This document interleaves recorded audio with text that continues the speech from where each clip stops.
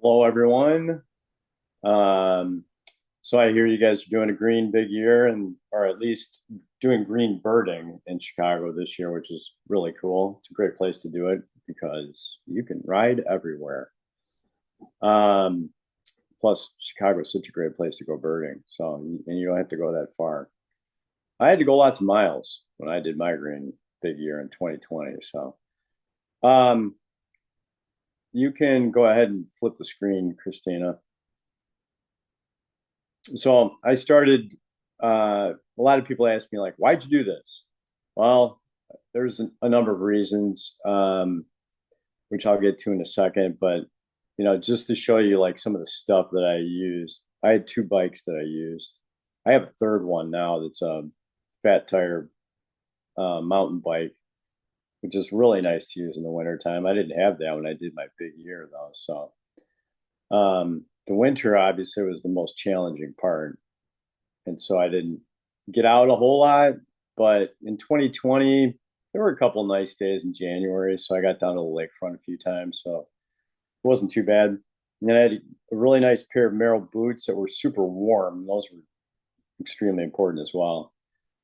So that's my general gear, just so you can see what everything kind of looks like. And I have packs I put on my bike. I have frame bags, and I have bungee cord to put my scope on the back of my bike, and then I put the scope in the frame bag or in the other side bags to carry around. All right, flip it. All right, so this is why I did it. I actually in 2018 I had really bad back problems. Well, actually, my whole life. I had a genetic defect in my spine, which caused my vertebrae to slide. And so it kept getting progressively worse to the point where I couldn't walk, but I could ride a bike. And so I started riding the bike most of the time when I was birding. And um, that's kind of when I started doing that. And then I started thinking about, how many birds could I see if I was on my bike, that kind of thing. Plus, I'm just very goal oriented in the first place. And I do big days all the time. Um, so it was kind of just an extension of all that stuff. I'm also a big I've been an athlete my whole life. I've never really been a cyclist, but I like physical endeavors in general. So this was essentially another challenge, as far as I can tell, to try and get out there and see what I could find on my bike. And I was feeling kind of bad about all the gas I was using, honestly, because I was driving all the time going birding. And I was retiring in 2020 from teaching. I was a high school teacher in Libertyville. I taught science, biology, and genetics for 33 years. And so 2020 was the year I retired. So for the first part of the year, I was still working. But then, in May, when the school year ended, then I was done with work, basically. So I was out birding all the time. So I wanted to do that. Plus, the best, what I think is the best thing about green birding is that you stay generally closer to home and you can find stuff in places that you didn't think there was anything to find. And other people aren't going there because it's not like an eBird hotspot or something. Although, honestly, I'm spoiled because I live across the street from Rollins, Savannah. So that's part of the reason why I did it too. Because even on days where it wasn't that great to go out, I could just go across the street and it's pretty easy.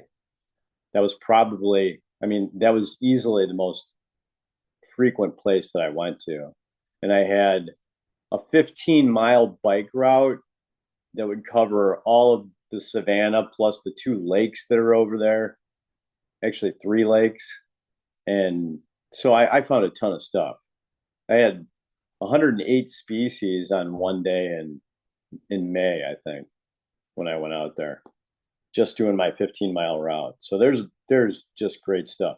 But it all depends on where you live. But when you guys are in Chicago, you have the lakefront there, and there's so many great places along the lakefront that you can go. and you can just go down the bike path on your bike, and you could probably find a ton of stuff during May. In the breeding season, it's a lot harder unless you go out to, like the Palos area or something like that, which is, more difficult. But,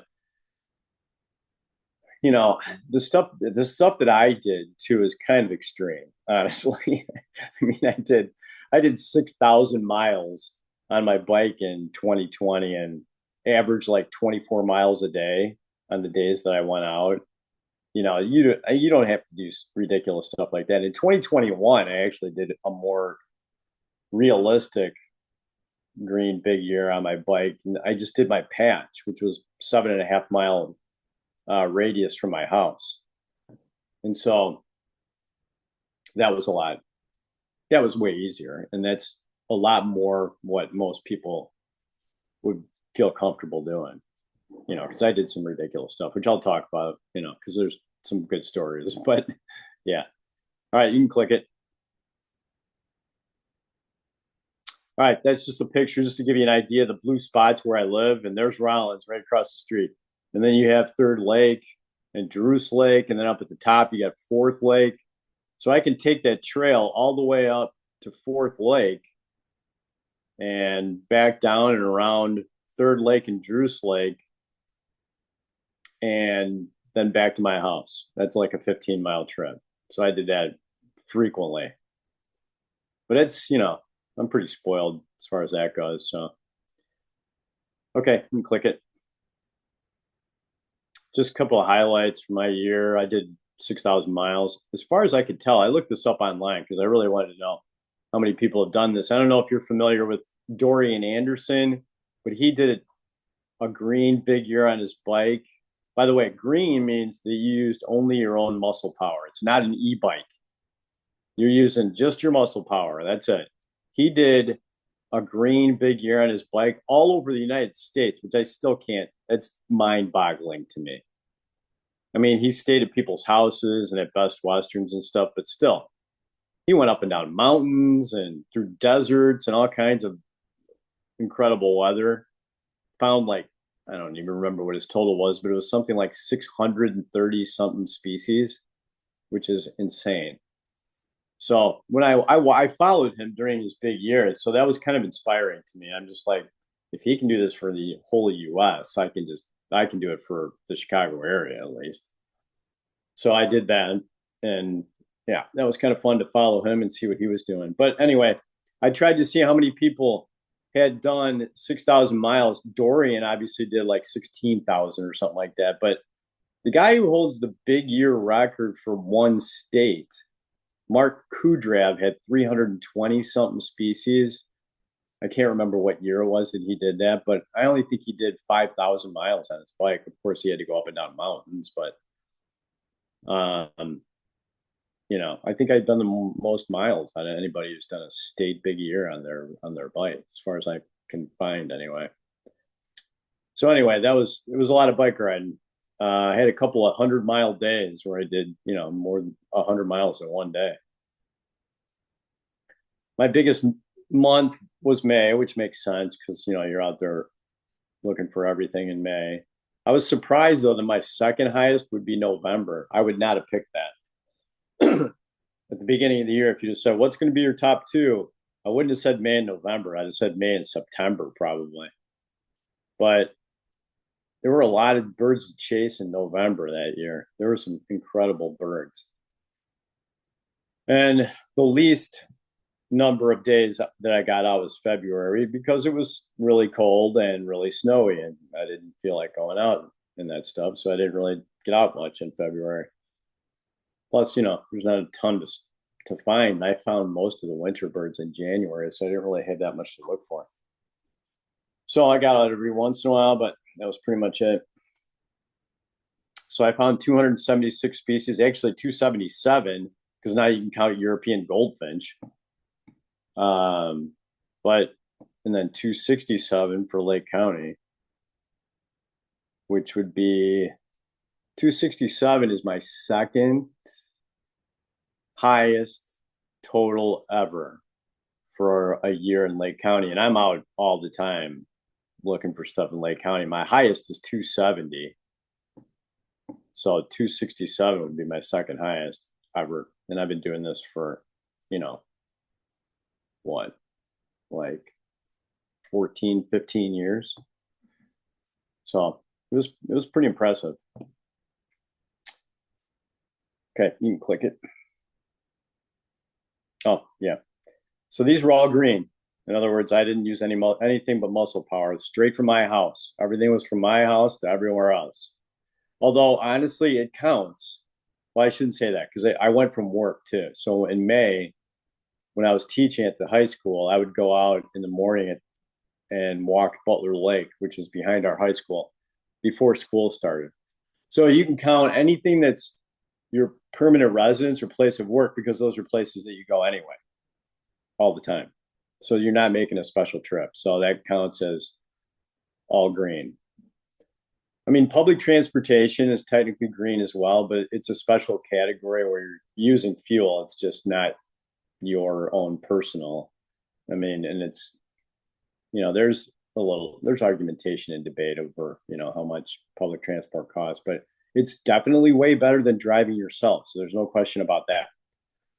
But anyway, the all green is always considered to be you start from your place of work or your house and either walk or take a bike or kayak. You can kayak or take a canoe. Do that too. And some people they always say, well, how do you get a canoe to the body of water? Yeah, you put it on the end of your bike and put wheels on it and drag it. That's what you do. I didn't do that, but I think other people have. So, okay, click. So January, we go. So when you're doing a big year, this is mostly just big year stuff, but I'm trying to prioritize, what birds do I want to look for in January, get out of the way and make sure that I get the stuff that's only here in January and make sure that one thing about doing a big year on your bicycle is because energy expenditure is premium. You really don't want to expend any more energy than you absolutely have to because you're out there so much and using up so much energy. I had to eat so much food. It was unbelievable. I already eat a lot. I had to eat like twice as much as I eat now. I was constantly either eating or sleeping or birding. That was pretty much the entire year. So it was pretty wild. But anyway, in January that year, I tried to find birds that were difficult to get or birds that were seasonal, like they're only here in the wintertime. So I wanted to make sure to prioritize them. So and by the way, all these photos are mine, which is why a lot of them look really horrible because I'm a terrible photographer. But so I did my best. I got a couple of good ones in here somewhere, but that's not the greatest photo of a Carolina wren. But that's what that is. And in Lake County, a Carolina wren is very difficult to get. In Cook County, it's not as much. You can get them a lot more easily in Cook County, but where I am, we only have a couple around, and they're not always, easy to get. So I went down to Waukegan and got a Carolina wren on January 3rd, I think it was. January 1st was the Christmas bird count, and I couldn't ride my bike that day because I had to drive around. So I had to skip that. And then the second, I stayed at home, I think, because I think the weather was not very good. So the third, I made my first trip to the lakefront. So the one daunting thing about where I live is that to get to the lakefront, it's 30 miles round trip. So that translates to about a 1 hour round trip. No, 1 hour one way bike ride. So I was really dreading having to ride my bike to the lakefront for multiple reasons, but the distance was one of them. It's also all downhill to the lakefront, and it's all uphill on the way back. And it's almost always against the wind because almost all wind is out of the west. So it made for some pretty strenuous rides to go to the lakefront from my house. The first time I did it to get this Carolina wren, I came home and my legs were about ready to explode. I told my wife I'm never doing that again. It's the craziest thing I've ever done. And then I did it again like 3 days later. So yeah. But you get much better at it, just like anything else. When you ride for a little while, you get stronger, and then you get much better at riding. By the time it was May, my legs were in pretty good shape for riding, so it was much easier. Winter gets you ready for pretty much everything. When spring came around, it was like, wow, this is going to be easy. All right, so that's my Carolina run I started the year off with, and then I also got a couple other good things while I was down there, I think. Go ahead and click. Yep, got a long-tailed duck there as well. Click again. Oh, then that night I went out across the street and got a short-eared owl because Rollins is literally the best place in Lake County to find a short-eared owl. So that was another nice bird to get in the winter. Click. And can't remember where. Oh, I got the shrike at Ravens Glen, I think, which is up north. I got that later on in the month, I think. But see, that bird was it's when you're on your bike and you're biking through the trails, you run into stuff. That wasn't a bird that anyone else had ever found there. Ravens Glen's not a place that it probably has shrikes actually fairly often, but it's not a place that a lot of people go to, especially in the winter. So I found that shrike and I was just like, that's really cool. And no one else reported it ever there. So it's one of those things where you ride your bike and you can find some good stuff. And that was just one of the many things that happened on my bike where I found some good stuff. All right, so they had the shrike. Go ahead and click. I think that was it for, oh no. Oh, at Dartmoor Roughleg, which is across the street at Rollins also. So Rollins, great place. So I had some pretty killer birds right off the bat. So that was super nice. And they weren't, except for the ones at the lakefront, the other three are fairly close. Okay, click. That's also January.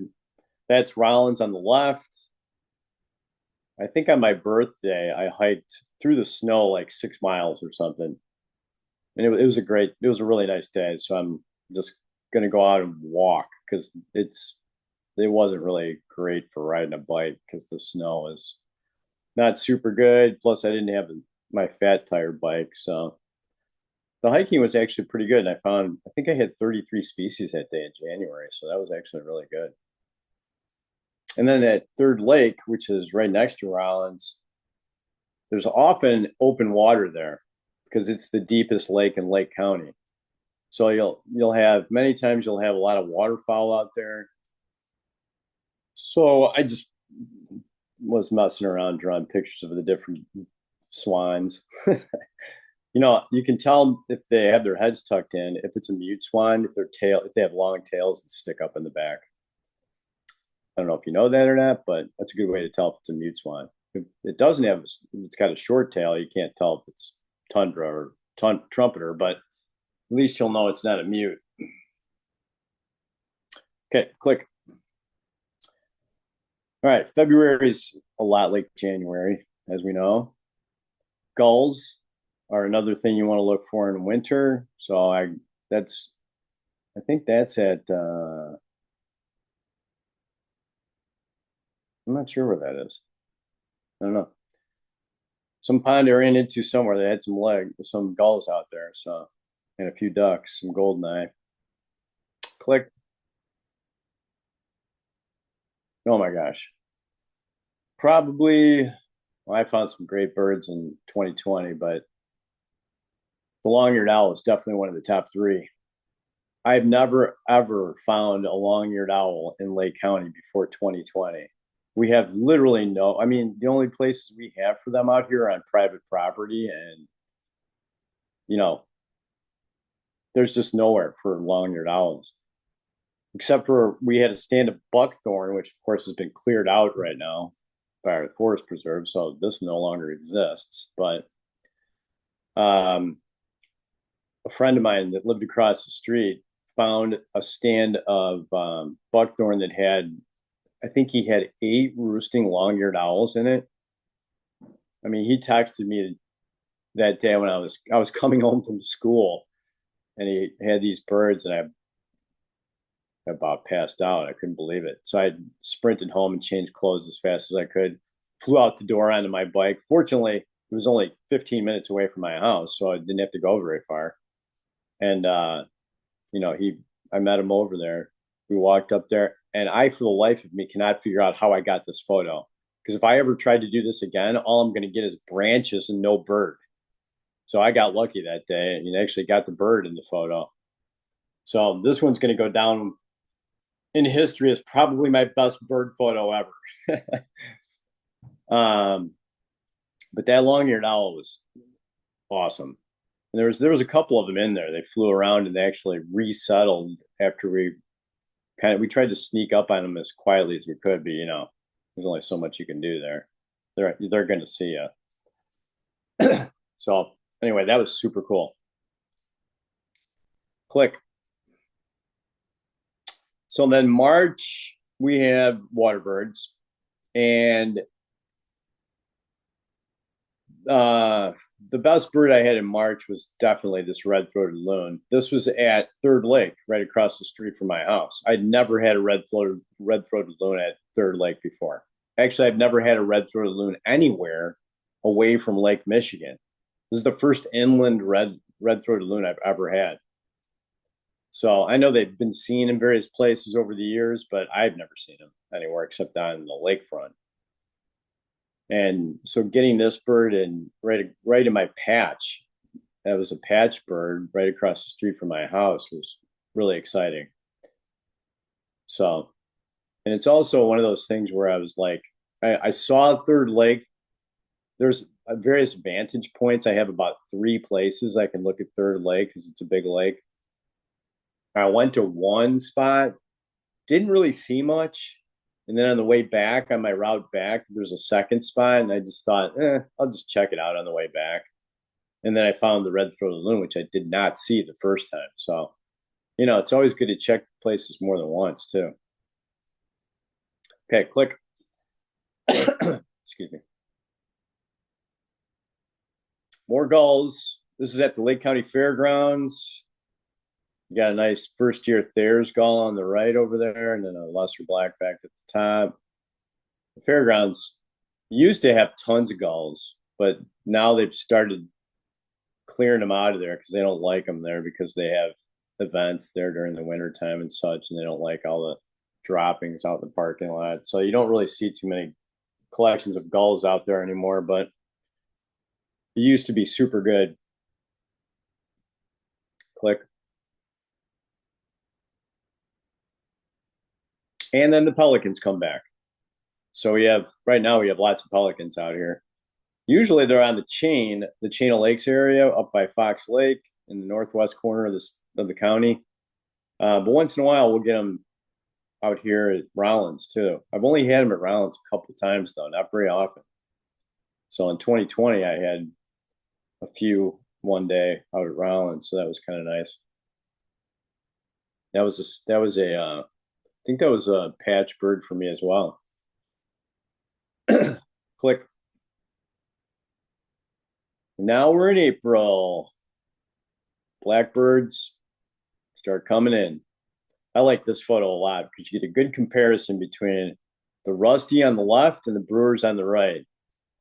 Rusties are dull black with a little bit of brown in there almost all the time. And then you got the shiny, glossy brewers. And their mannerisms are completely different too. You have the skulking rusty, which is, always found, or not most of the time, close to the ground or hidden somewhere.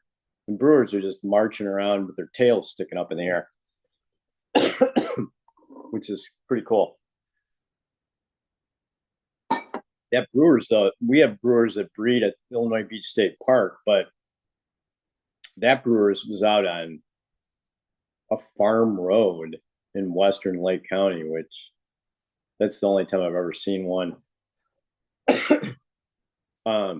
Well, I had one at Rollins one year, but other than that, those are the only times I've seen them away from Illinois Beach State Park. So that was a really nice bird too. So those are 2 good birds to start off the month with. Click.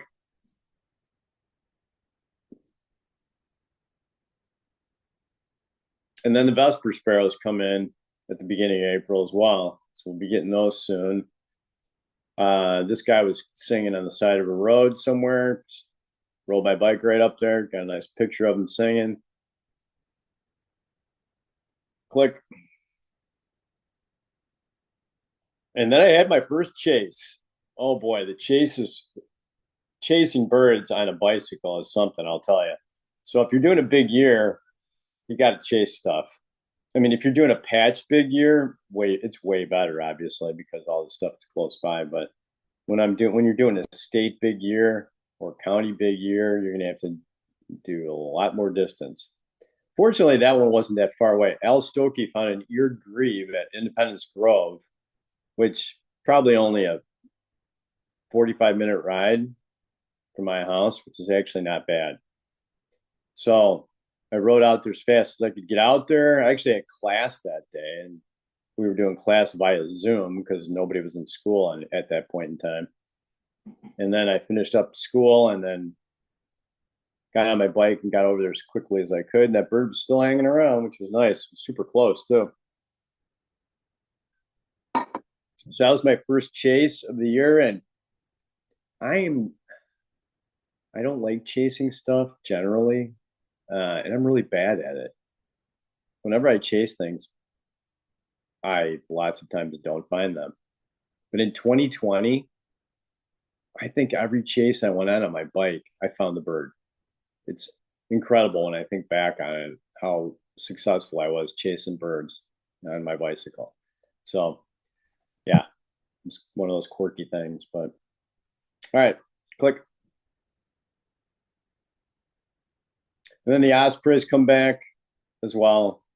The nest on the cell towers. We got a few cell towers with osprey nests around on them. We have one right at Rollins, actually. So that's kind of cool. That's not where that one was. That one's on Grass Lake Road, I think, over by Grass Lake in the Chain of Lakes area. Click.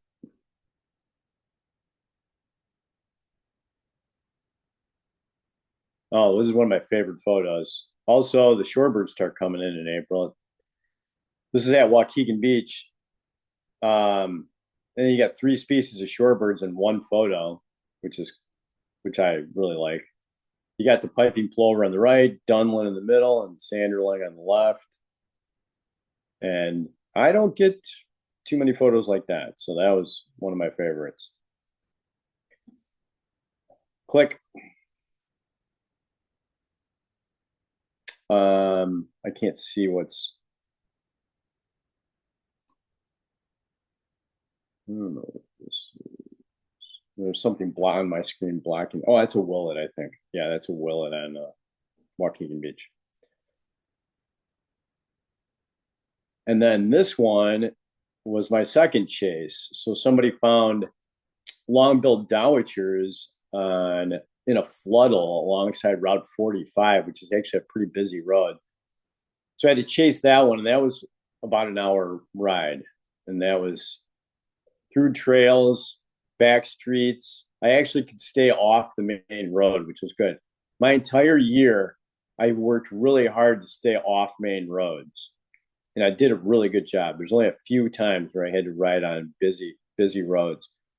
And even the ones that were kind of busy usually had a bike path that ran alongside it. So it was not too bad. But there were a couple times, which I'll mention to you when I get there. There was one chase I had that was not great, but most of them were fine though.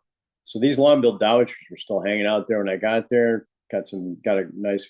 I think this photo might actually be the only one that's not mine. I think Andy Stewart took that picture and then sent it to me. Yeah, because I don't think I got a photo of those birds that day. Click. And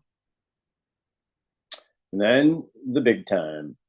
May was just nuts. So I did over 1,000 miles on my bike in May. So, obviously that translates to over 30 miles a day on your bike in May. That's a lot of biking. So I had a number of chases in there, and I remember Steve Huggins found scissor-tailed flycatcher at Trumpet Marsh. And I think this was the day after the spring bird count, which I did 80 miles on my bike that day.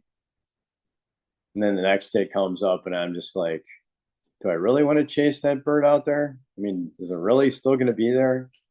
And then I'm thinking, you know, I'm doing a big year, so I'm going to have to chase stuff. And I'd rather go and have it not be there than have it still be there and not go. So, yeah, I went. And Trumpet is over an hour from my house. So that was cool. I got there and that bird was just hanging out. Really nice looks at it with a few other people that helped me get on it too. That was another thing about doing the big year. And during COVID, there's a lot of people out birding. So many people helped me with finding stuff that I would not have been able to get by myself. So it was very much a big community event. Very appreciative of all the help that people gave me finding all the birds. Click.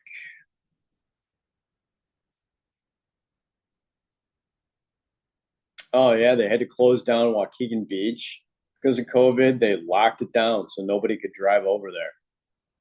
That was literally the greatest thing ever because I could get in on my bike and no cars could get in there. So there were no people there. Well, with no people around, there was birds everywhere. So I go in there and I ride in there and I walk up to the pier and literally a red knot is sitting right there. I couldn't believe it. So there's a red knot. Then I go drive out, click. I leave, and then there's a yellow-billed cuckoo sitting in one of the trees right along the road. So I got a yellow-billed cuckoo and a red knot that day at Waukegan Beach. That was pretty awesome. Click. All right, so I told you I went when I went to school in May before we were actually yeah, this is before we were out of school. This was at like the beginning of May. So I would go out to the lake behind the school, and there was like a 2 mile loop around the lake that I would walk a lot of times in May. And so all these warblers were all out there. So I had a Cape May, a black-throated green, a black Burnian out there, and actually got halfway decent pictures of them. Not tremendous, but decent enough. Cape Mays are one of my favorites too. So that was nice to get a photo of that bird. It's all about the warblers in May. So click. Oh, and then Steve found a neotropic cormorant out at Trumpet Marsh. So Huggins found a couple of really nice birds out there, and so I had to turn around and go get that one, and it was still hanging around. You can see its nice white outline to its face, which is super nice. We can see that. The birds I got during 2020, when I look back on it, I mean, I got some incredible birds, just absolutely incredible. I mean, the past years since then, not even close to being as good. Click. All right, so May had a lot of cool stuff, but then June came around. Now we have breeding season. I also got a lot of other cool stuff in May that I didn't put on there, but I remember one day I went out to the lakefront and did the bike path between North Point Marina all the way down to IBSP. I had a prairie warbler. Somebody found a hooded warbler over at Lyons Woods. I went over and got that bird. Yeah, so there were just some crazy birds there. So June, the goal for me at the beginning of June is to find a white rump sandpiper because that's when the white rumps show up. They're not easy to get, and I actually missed like two or three of them when I went down there. I think people had found them on previous days, and I'd gone down there a couple times and missed them. So I was down there one day looking again, and I saw Adam Saul, and Adam and I we're looking for the white rump, and so we walk across the street, and I'm getting my scope, and then Adam goes, "There's a white rump." I said, "No." Yep, there it is, and sure enough, right there in the puddle was a white rump. So Adam found a bunch of birds for me that year, as well as Steve and other people. But that was a really nice bird. White rumps are really sharp looking shorebirds. Click. Oh yeah, and Adam found this bird too. In June, he found a great black-backed gull. I mean, what's a great black-backed gull doing around here in June? That's insane. So he finds one out in North Point Marina. So I had ran down there and got that bird. It was funny too, because the first time I saw it, it was right in the sun. It was literally directly in the sun from the yacht club at North Point Marina. So I couldn't even tell what it was. I mean, I knew it was a great blackback gull just by its shape, but couldn't see it well enough to get any detail on it. So I had to go ride my bike over to the trails for about 20 minutes, wait for the sun to change angle, and then go back so I could actually see the bird well enough and hope it wasn't gone, which it wasn't. It was still there. So that was good. And I could get a photo of it. Because the first time there was no way I could get a photo of that bird. Click. And blue grosbeak is one of the best birds in June at IBSP. We almost have them every year there. You get like a first year bird, some juvenile dispersal. They just wander around and show up. We hardly ever have adults. They're almost always immature males, but they're always cool though, and always singing. It's pretty neat. Click.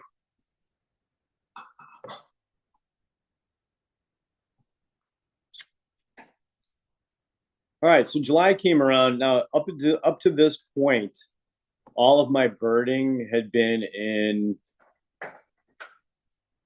Lake County.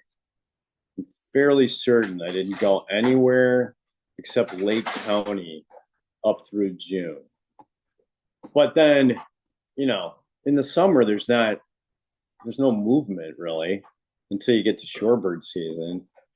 But I got restless. I'm just sitting around going, I need to get some birds. I'm doing a big year. I got to go find some birds somewhere.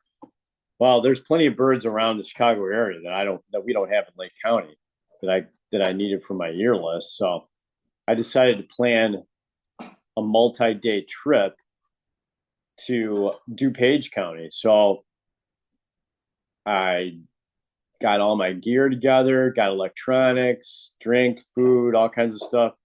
I had a bivy bag that I put in. I didn't have a tent, but I had a bivy sack that I put in my bag on my bike. And so I was going to stay overnight and camp in a campground. And I got down there and I was completely out of water and all fluids. It was horrible planning on my part. And, it was COVID, so everything was closed up. So I really couldn't even go anywhere and get anything.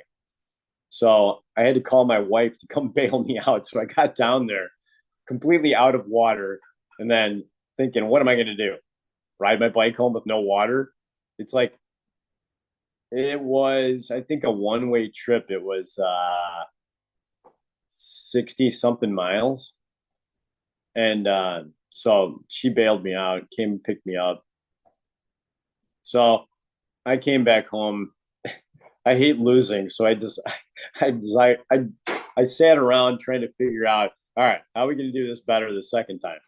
So I think it was 2 weeks later, I went back and I did a good job the second time. I had all the stuff laid out pretty well. I sacked out in a churchyard overnight in my bivy sack behind some trees, and it was really nice. It was actually one of the better nights of sleep I had in a while, which is really nice. And then I got up the next day, found a few other things, but on the trail on the way down there, one of the things I had was monk parakeets. So I had a place along the I can't remember the Great River. I can't remember the name of the trail in DuPage County. I'm not really too familiar with DuPage County, but it was along a major bike path out there that they had these monk parakeets at a power station. So got those. Click.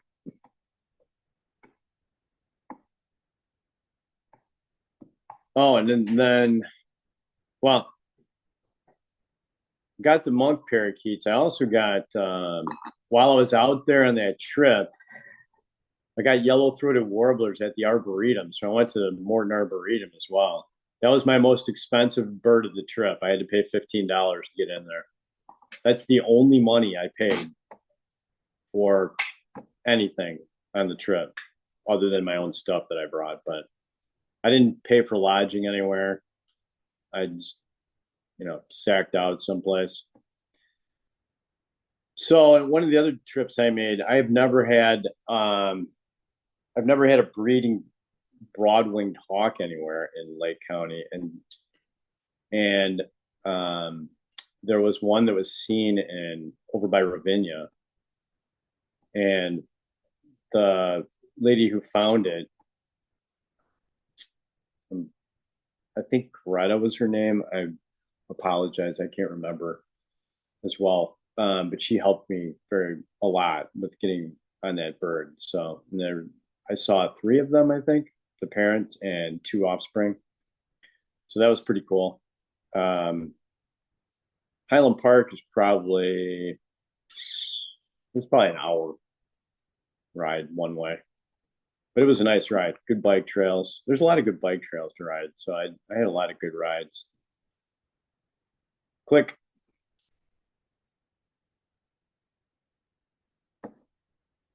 August was shorebird month. So we went to Tegny Basin, actually, in Cook County to get some plovers and stilt sandpipers one day. And that was a super nice ride. Super nice birds, too. We had none of these birds in Lake County. So getting them at Tegny was really nice. And then, I just drew up some nice ID points for the golden plovers, which are really tough birds to get in Lake County, especially. Click. Oh, and then my worst trip of the year. So, one of the things I mentioned going to Waukegan. One of the things about going to Waukegan that's very difficult is the fact that the roads are terrible. And honestly, probably the biggest problem being a cyclist is bad road conditions. It's not the cars. I had very few issues with drivers. I had a couple, but the roads are just brutal, though. There's holes everywhere. And if you hit a pothole with your tire, you can go flying into the street. So that was way worse. And Waukegan's got terrible roads. Well, I usually try to go to Waukegan in the morning because all the traffic is going in the opposite direction. So when I go down to the lakefront, there's not nearly as much traffic that I have to deal with, along with the bad roads. Well, somebody found a buff-breasted sandpiper out there in the afternoon one day in August. I forgot what day it was, but so I couldn't get out there until like 3 p.m. to find that bird.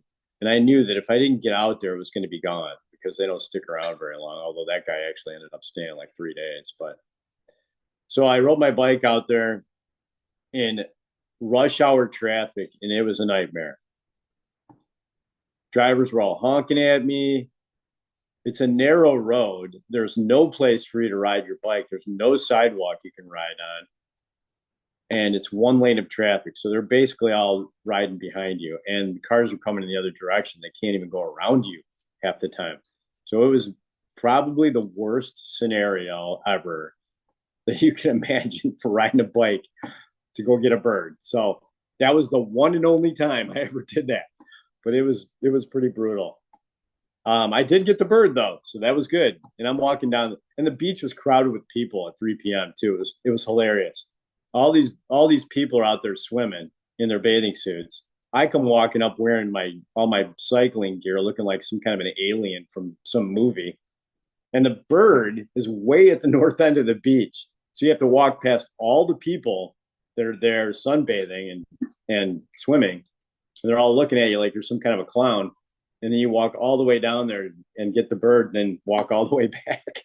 it was it was pretty hilarious, actually. Excuse me.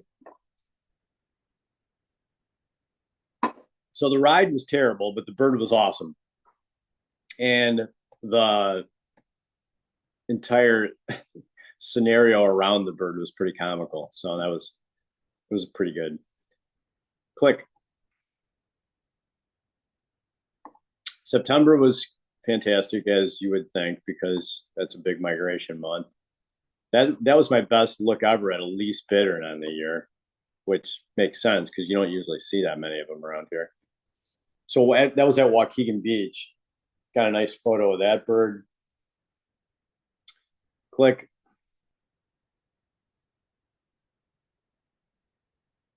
So the Nelson Sparrow, actually, my only trip that I made to Chicago, I wasn't crazy about riding my bike to Chicago, although honestly, from my house to Chicago, the route is pretty good. But there's a lot of bike paths and trails. You go through Loyola and college campuses, which is super nice, like Northwestern and Loyola, into Montrose, and you can ride the bike path like all the way down to the south side. Excuse me, but it's a long trip, and if I did it, I would. If I went to the south side, I'd have to stay overnight, which that was not happening. I was not. I was not bagging it on the street somewhere in the south side of Chicago. So I only did a day trip. So I went to Montrose one day to get a Nelson Sparrow because that's a great spot to get one. But and so that was my first one. But that was in September, and then I got one at home across the street at Rollins in September also, and that's where that photo's from. That photo's from Rollins, but it's not a great photo. But Nelsons are such great birds and so difficult to find. They used to be a lot more common than they are now. It's really getting hard to find them. Click. Oh, and then we had some great shorebird hunts. So one day I was coaching in the morning. I decided I would drive out and check a couple of fluttles. So what I would do is during my big year, a lot of times I would drive and scout some areas to see if there are any birds there. And if there were birds there, I'd go back home and get on my bike and then ride my bike out there. So wasn't really saving gas, I guess, too much. I didn't do that a lot, but there were a couple days. This was one of them. I drove out there and I had two redneck phalaropes on Peterson Road Floodle right alongside the road. So I had to ride home and I had to go coach class. So I had to wait till I was done with that and come back and see if they were still there and then get on my bike and go get them. So I really lucked out in that. Now, it just so happens that there was an American avocet there as well. That's insane. Having two redneck phalaropes and an American avocet in the same floodle is just nuts because we don't get either of those two birds in Lake County very often. And when we do get avocets around the lakefront, you hardly ever get them inland. So that was incredible. Now, I missed the avocet. Peter Weber found it. And then I went back out there and it flew to a different floodle and was found by a couple other people. So I was able to finally get on it. But that was incredible. I mean, you talk about some of the nutty things that happened that year that I was able to find some of these birds. So that was one of them. That was just crazy. But what a great couple of birds. I mean, I get redneck phalaropes. I don't think I've had one since then. Avocet, I might have had one. Yeah, in 21, I think I had one. But redneck phalaropes out here are really, really rare. I don't think I've had one since 2020. I'm pretty sure I haven't. Click. Oh, the big sit. Well, I live across from Rollins, as I said. So when you're doing green birding, the big sit is fantastic. I mean, it's so much fun. And everybody thinks that I can't do a big sit because I'm a total spaz and I can't sit still for like 10 seconds, which is true. But the one thing about doing a big sit is that I'm not really sitting still because I'm looking for birds the entire time I'm there, even though I'm only staying in one spot. if you get a good location, like Rollins has so much going on all the time, there's always something to look for. Always. So the entire day we're out there looking for stuff. And we had an amazing day that day. 79 species, I think, is my record. I do the big sit out there almost every year. I think I've done the big sit out there since since 17, maybe. So like 8 years. So this year will be 8 years. And that was easily our best year. We had over 70 one other time, I think. But 79 is incredible for that site. We had a golden plover there, which is that in that photo. I mean, you obviously can't see it very well, but that was a sight bird for me. I'd never had a golden plover at Rollins before, so that was the best bird of the day for sure. But then we have tons of waterfowl and stuff there. We got lucky that year. We had some good muds. We had shorebirds. We've had Hudsonian godwit out there during our big sit before. I don't think it was that year, but I think the next year in 21, I think we had the Hudsonian godwit, I think. That was super cool. So we get a lot of good stuff out there. So yeah, I mean, when you're doing your green birding in May or in September and October when hawks are migrating and stuff, those are great times to do big sits. We have the national big sit. We have the iOS big sit in September. So you should definitely do those. Find a good spot, do a big sit. It's a lot of fun. Hang out with your friends and socialize and find birds. Doesn't get any better. Click. And then October, boy, I had some really good birds in the fall. As I said, November was my second biggest month riding my bike, and there was some great birds in the fall. So it started in October. The best time to find scoters on the lakefront it was when they're moving at the end of October. And so one day we had some easterly, like northeasterly winds, and so Andy Stewart and Cece and Rob Bernberg and I all got together and looked for scoters, and we had all three of them. It was amazing, and we had some killer looks at black scoters, which are really tough for us to get in Lake County. It was an amazing day. We had some really, really nice looks at multiple birds. So that was a great day. And another good thing about when you're doing lake watches and you have those easterly winds is I don't have to ride home in a headwind, which is incredible. And so that was really nice also. Click.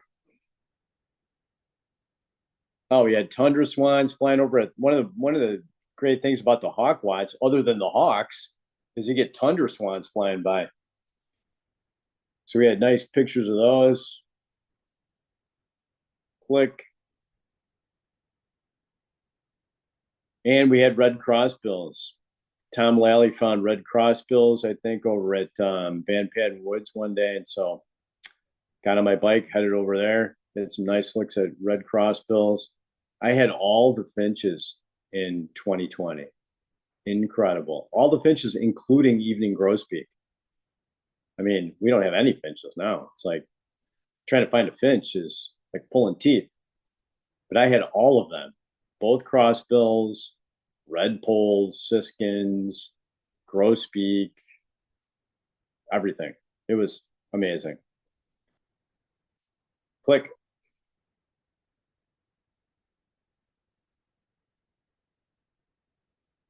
Oh, that was then came my biggest chase. So in October, somebody in McHenry County found a black-headed grosbeak at their feeder. And so, I'm like, well, I got nothing else to do. Let's go chase it down. It was one way, it was 70 miles. So I had to go out there, get that bird, and then come back. It wasn't an overnight trip. So it was a 70 miles round trip. I'm sorry. It wasn't 70 miles one way. It was like 35 miles one way. And so 70 something miles round trip. So that was my longest to date at that time. And of course, when I got there, there was like five people all pointing to me where the bird was. So I got there. Usually you have to look for a bird when you're going to chase a bird. I got there and everybody's like, there it is. And I looked, it took me 2 seconds to find it. And I actually got a halfway decent photo of it. Although I think that picture might be Jerry Hampton's picture, honestly. I think it is. I don't think I had a very good photo of that bird. So kudos to him for a nice photo. Click. Oh my gosh. Yeah. Click again. I think I have another picture for the same day. Yeah. Okay. So this day was unbelievable. Toward the end of October, I don't remember the dates of all these things, but so I went to a hawk watch at Fort Sheridan, which is an hour from my house. And it's a northwesterly wind day, and so not the easiest ride, but on the way back. Going down there was super easy, but on the way back it was not as easy coming home.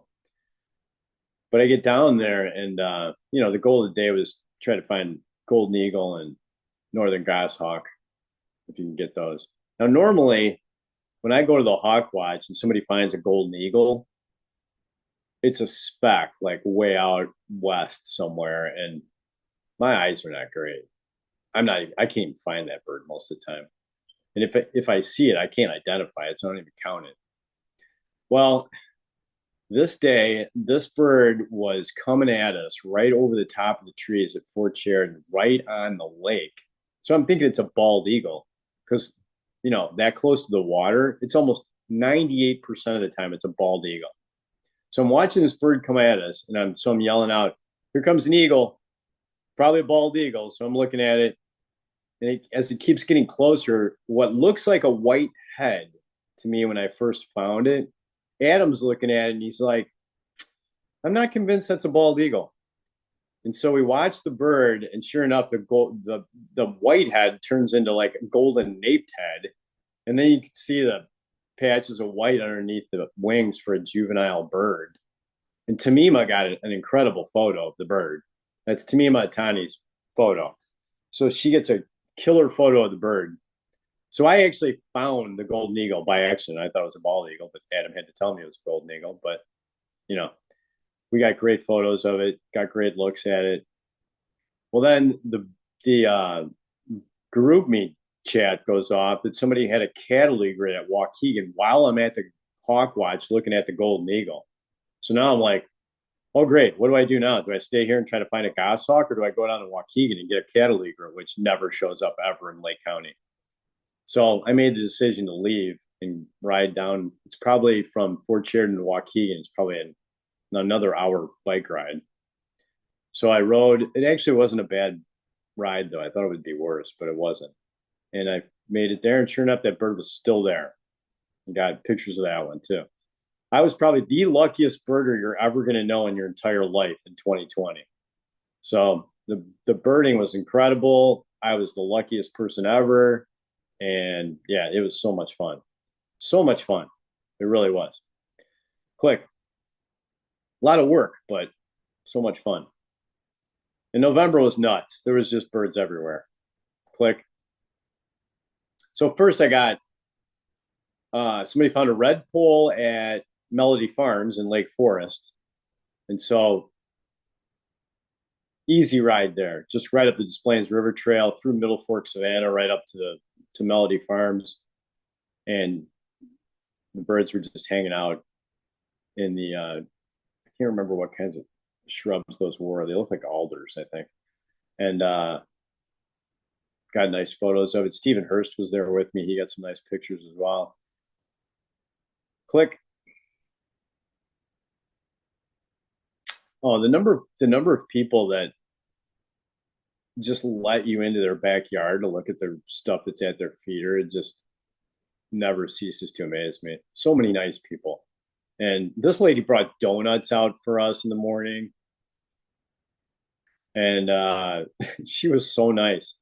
So in Palatine, this woman had a spotted towhee come into her feeder. And so, I made the trip down there, which is probably an hour and a half from my house. and got the towhee, hung out with Scott Latimer and Jerry Hampton, and had a great morning. Then on the way home, click on the way home. So this is on the way home.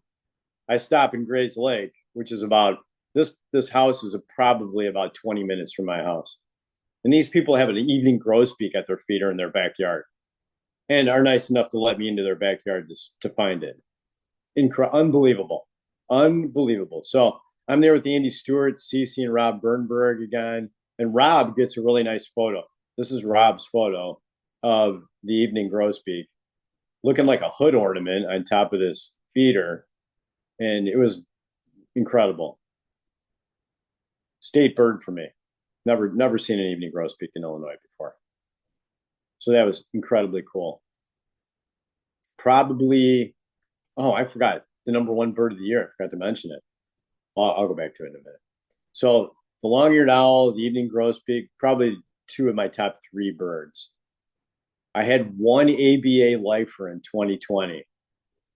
So in April, I forgot to mention this in April, but we had a rainy, ugly day in April in 2020, but I live across the street from Rollins, so I can just walk over there.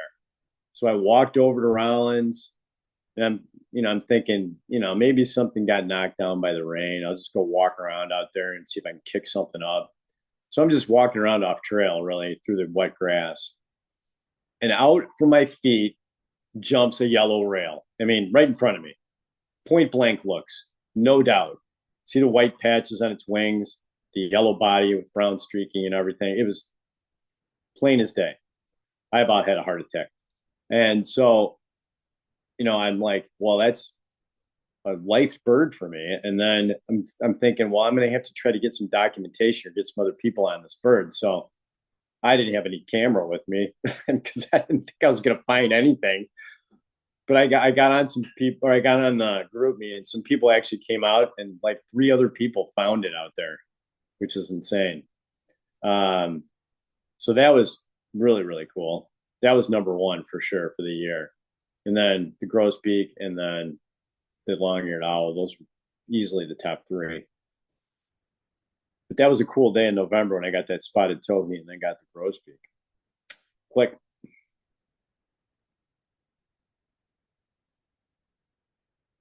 And then, so in November, apparently out in McHenry County, they found a couple of whooping cranes that were roosting with the sandhill cranes, like for a couple of days. And I'm thinking, well, this is my chance to get a whooper. So got up at 4 a.m. By the way, the best time to ride your bike, if you're going to go anywhere, is early in the morning or in the dark. I know it sounds crazy, but as long as you have good lighting on your bike and you have blinkers and you have a good headlight, then it's going to be fantastic because there's no traffic, there's no wind, and it's quiet and you can hear really well. And it was just awesome. So the first couple of times you do it, it's a little unsettling because you got to get used to it being out in the dark. But after I did it a few times, it was fantastic. Easily my favorite time to be on the bike when I was out.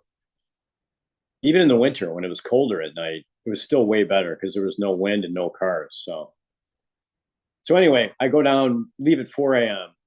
to it's a 2-hour ride for me to get out to Glacial Park in McHenry. And Jerry Hampton met me out there in his car. And we're sitting around waiting at sunrise because we had to get there before sunrise because at sunrise, all the birds took off. So we got there before sunrise and we're watching all these birds take off. All the cranes are coming out of this puddle along Keystone Road. And I'm just seeing sandhills. It's sandhill after sandhill. It's like 100 sandhills. So I'm thinking, no, there's no bird here. Because if there's a big white one, I'm going to see it. Well, I kid you not, it got down to like the last two birds. And out from the back come flying these big, giant white ones. And I was like, oh my gosh, that's incredible. So I tried to get my camera ready and get on them because I'm spazzing out. And of course, all I got were terrible butt shots. But you could see they're white anyway. And so we had really nice looks at whooping cranes. Also a killer bird. That was probably number four. So that was another amazing, amazing bird that I was able to find. Click. Oh yeah, and then geez, I almost forgot about that one. So Andy Stewart found a purple sandpiper in North Point Marina one day. This is it was on a Sunday and it was like noon. No wind at all, which is crazy in November. And so I'm like, oh, this is going to be the easiest ride ever. So I just got on my bike. I mean, it was still long because it takes me like 2 hours to ride up to North Point Marina. But I rode up there and there was a million people up there, because it's a purple sandpiper. So everyone was out there. And it was funny because the bird kept flying around from the mouth of the harbor to the south slip and then back again. So people kept posting on GroupMe that the bird flew here, then the bird flew there. So I went to the first spot. It wasn't there. It was at the other spot. Then I rode down there and then it flew back to the other spot. So I had to keep riding. I had to ride back and forth like three times. I about rode as far at North Point Marina as I did getting there. But finally got on the bird. And it was pretty funny because everybody was, trying to get me on the bird before I had to take off on my bike again. So that was a fun one to get with a bunch of other people.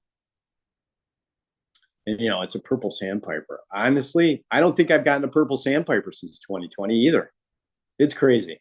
Craziness. All right, click. Oh, that's hilarious. So then it's raining and it's like around Thanksgiving, toward the end of November. It's raining outside. I'm sitting at home with my wife on the Saturday having like some tea at home, just kind of relaxing for a change. Because in 2020 that didn't happen much. I was on my bike almost all the time. And sure enough, Adam Sell finds a Ross's goose at Independence Grove, which is right out the door. Um, so I get on my bike and I'm all dressed up in rain gear, ready for the rain, and it stopped raining right when I got on my bike. Unbelievable! I swear I was blessed that year. And rode out there, and it was kind of funny because I rode my bike out to Independence Grove, and I'm riding down the trail along the lake, and I'm looking in the water because I'm thinking the goose is going to be in the water. I don't know why, because geese are constantly feeding on grass, but I'm thinking it's in the water with the Canada geese. I see nothing. I'm looking around. I don't see anything. I turn to my right, and I kid you not, I almost ran over the goose with my bike. It was right next to me. I almost ran over it. I had to like ride by it, and slam the brakes on, and spin back around. And there was a bunch of people there, with Adam after they found the bird there, and everybody's laughing at me, having a good time. And I got a decent photo of the bird, which was nice, but it was pretty hilarious. I almost ran over it. The only bird I almost killed during the process of my big year. A Ross's goose. Click. Oh, these are just a couple nice birds that I had. Pintails are always beautiful, so can never get enough photos of them. That was at Rollins. And then we had some killer looks at snow buntings at North Point Marina at the end of November as well. So can't pass up opportunities to take photos of those birds. Click. So came to December. I had a couple of the biggest misses I had all year long. I had three really big ones. One was in February, where I'm almost certain I had a northern goshawk sitting in a tree right along the side of a road when I was riding my bike back from up at Red Wing in Antioch. And I got off my bike to get my camera, and I was completely freaking out. And so I, scared the bird, and it took off. And I'm convinced it was a goshawk, but I couldn't get any documentation, so I didn't count it. And then, so that bird got away. That was the one that really, really bugged me. But I had to go visit my dad, who was not doing well in December, unfortunately. On December 9th, I had to fly to North Carolina. The day I flew out, somebody found a snowy owl literally the same morning. It was there the entire day. Tons of people saw it, which is nice, but I didn't see it, which was not nice. And I really wanted to end my year with the snowy owl, so that was a big bummer not getting that bird.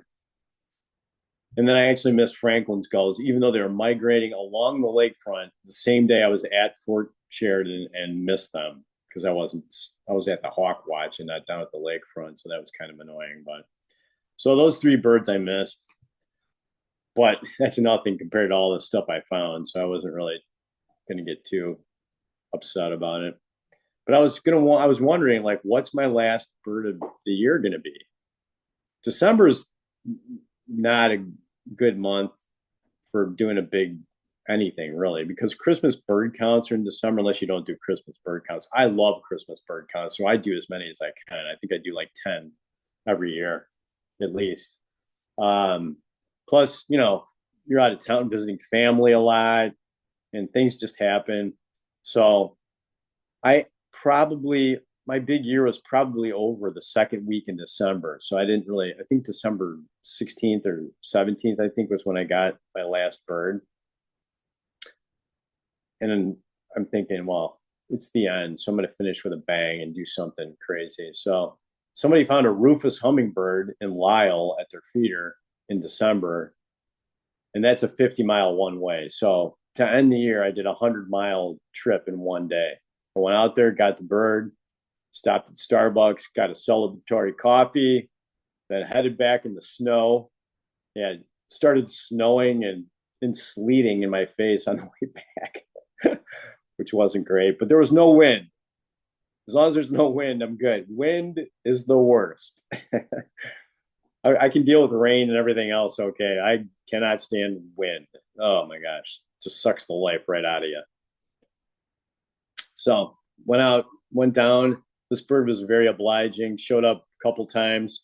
My camera was not obliging because the battery ran out while I was there. I didn't charge my camera. Didn't think about that, unfortunately, but I did get one shot. You can kind of see the rufous on the chest a little bit, but yeah, that was my last bird of the year. So that was 276 at the time. I did have European goldfinch that year, though, so you can count that now. And that was pretty much how it went. It was a great year. Super fun. Super fun year. And yeah, those were my misses. And I wrote a book.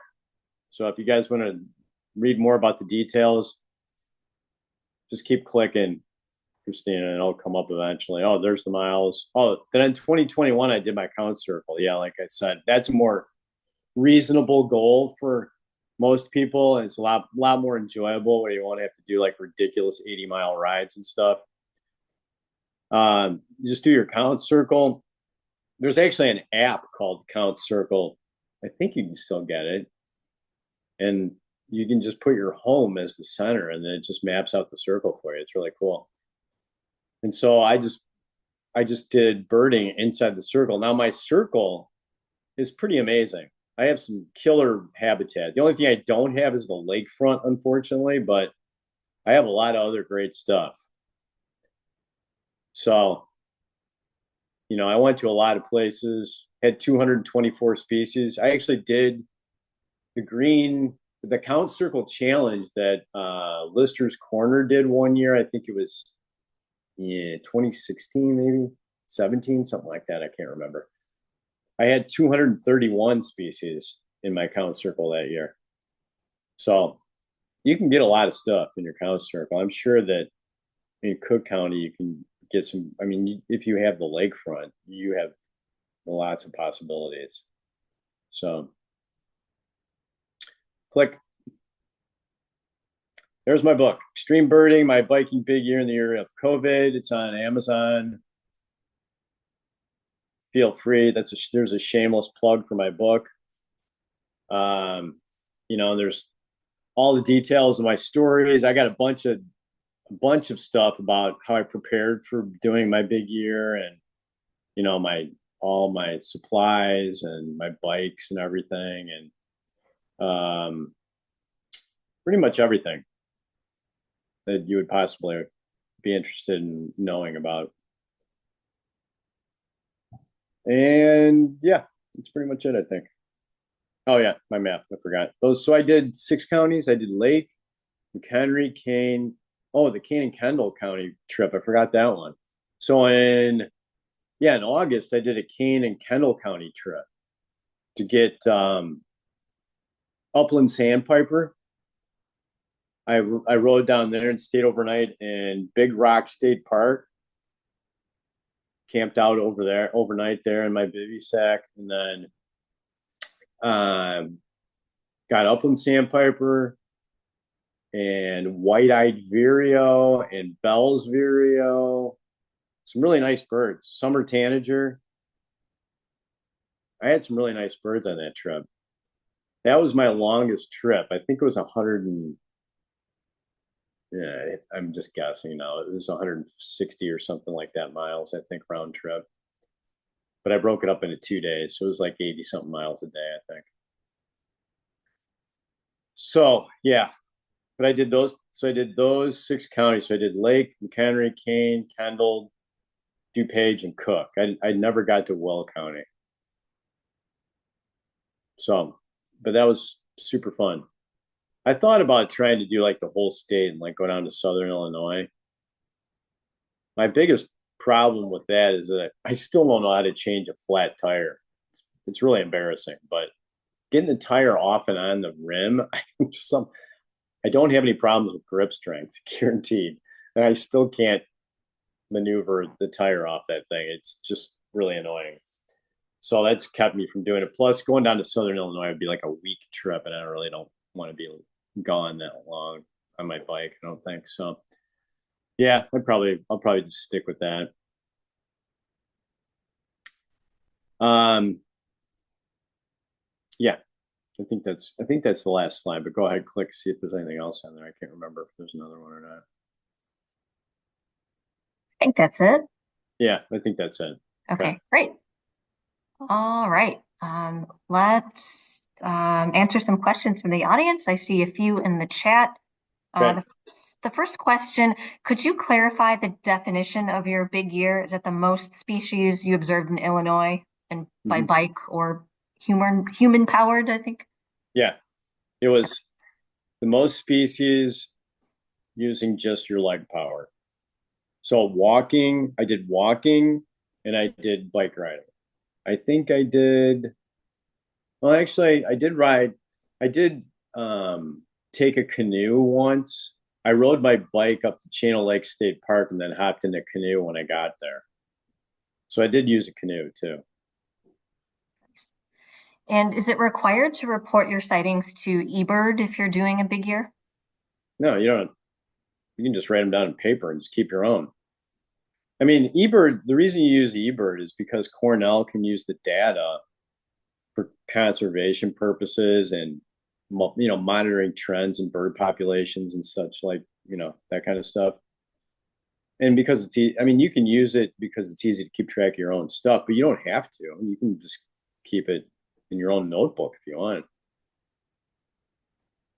Okay, and our next question, you went on a lot of chases. What's your decision process like when determining whether to chase a bird by bike? For example, how to factor in the ride length, the chances of the bird still being there, the weather, etc. Good question. Well, when I'm doing a big year, it's like, uh, well, I wasn't going to chase anything outside. Well, I shouldn't say that because I did. Um, I don't know. Well, if a bird's been hanging around, you're kind of just using your gut feeling, basically. There's nothing scientific about it, really. It's just like the black-headed grosbeak that was in McHenry County. That bird had been hanging around there for like a week at that person's feeder. So I'm just thinking, well, it's probably still going to be hanging around. The weather. Oh, you look at the weather too. I mean, if it's a good night for migration, then you probably don't want to go. But if it's raining or if the winds aren't favorable or something like that, probably a good time to go. So I look at stuff like that. Um, but generally just kind of said, if you don't go, and it's there, then you're going to miss it. So you're better off going and missing it. That's pretty much what I did. I had, when we did the spring bird count, I rode my bike out to Channel Lake State Park and did like 40 miles that day. And then when I got home, somebody found a blackneck stilt an hour away. And so I took a nap and then rode out to that bird. So I did 80 miles the day of the spring bird count.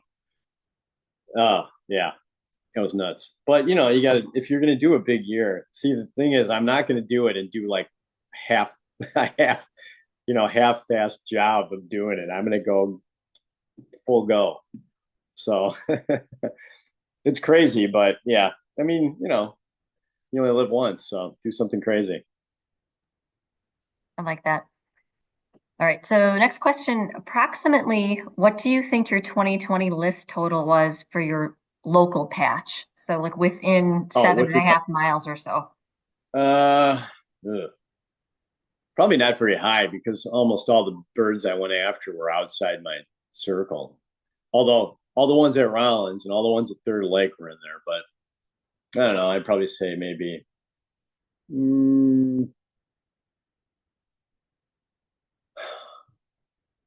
175, maybe. Well, that's Large, pretty good. well, yeah. I mean, it's all relative, but yeah. I think my life list at Rollins is like 250. So it's pretty, Rollins is a pretty good place. There's a lot of good stuff there. Next question. Can you make a suggestion for the best winter gloves or mittens to bike and bird in? That's a tough choice. I personally like mittens more than gloves because your fingers stay together and keep warm. You know what you should do though, if you're going to ride in winter, get bar mitts. You know what bar mitts are? Christina, you know what bar mitts are? No, you'll have to explain.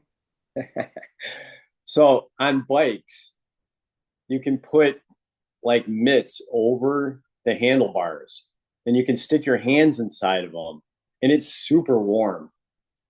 A lot of times you can get away with not even wearing gloves, depending on, if it's like 30 degrees, you don't even have to wear gloves. If it's, 20 or below, you probably should, but they're really effective though, because they block all the wind. And so your hands don't get that cold. So I put bar mitts on two of my bikes and it's a difference maker for sure. As far as what's actually on your hands, I like lambskin mitts, chopper mitts, because they're really flexible. They're lined with Sherpa, which is really warm, you know. So I use those still. I use those almost all the time in the winter. And you can manipulate your fingers fairly well for like using your binoculars and stuff. So I like those. Gloves just to me, well, I they're not warm because your fingers are all separated. So I don't like gloves. Right. Yes, I'm a mitten fan as well. Yeah. I think we just have one question left. I think it's maybe more of a comment. So, did you have any flaps during your big Oh year? yeah. Oh, you did. Okay. I don't know how I didn't mention those, but yeah. So I had one in the winter. My first one was in the dark. I was riding to North Point Marina to meet Andy Stewart up there, and I think it was either January or February. I can't remember which one, but I hit a pothole, and this was before I had really good lighting on my bike too. It really wasn't the smartest move on my part.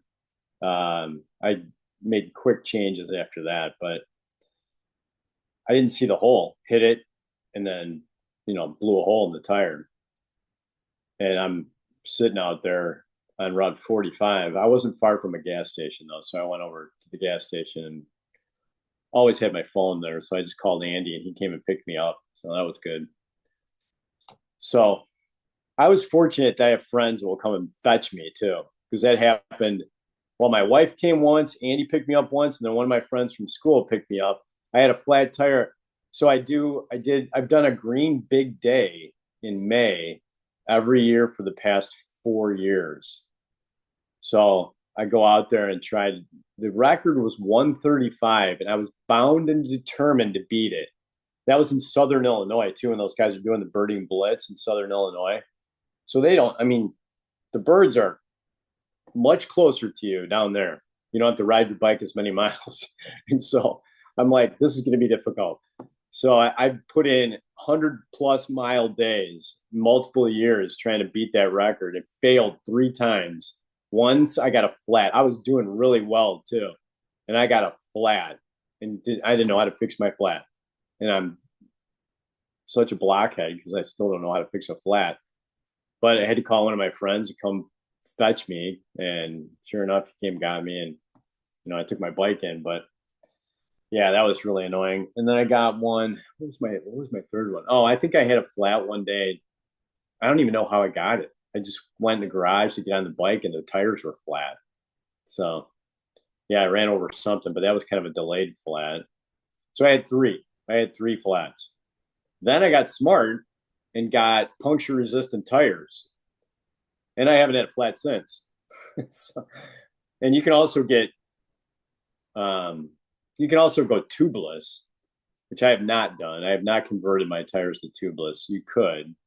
Um, I just haven't gotten around to it, but it's also an option though. You can get rid of the tube altogether. So I probably should do since I can't take the stinking tire off anyway. So yeah, they had three flats. Not bad. No, All it right. wasn't too bad. We just had one question. Someone joined late and wanted to see your setup, so I'm just going to share that slide again of all Oh, your sure. your equipment. Um, Yeah. I have saddlebags I used once in a while, depending. The saddlebags I used if it was like a super long trip. And then, but the frame bag I had all the time. And then I had handlebar bags for little stuff. That frame bag, though, I filled up mostly with food and things. all right. Well, I think that is all the questions that I see in the chat. Thank you so Yeah, much, Beau, for presenting to our group. That was very my pleasure. inspirational. What an amazing, amazing year. So really Well, appreciate it. yeah, thanks. I appreciate it. And I hope you guys have a great time with your green big year, or excuse me, your green birding. All right. Thank you. All right. Thanks, everyone. Have a good night.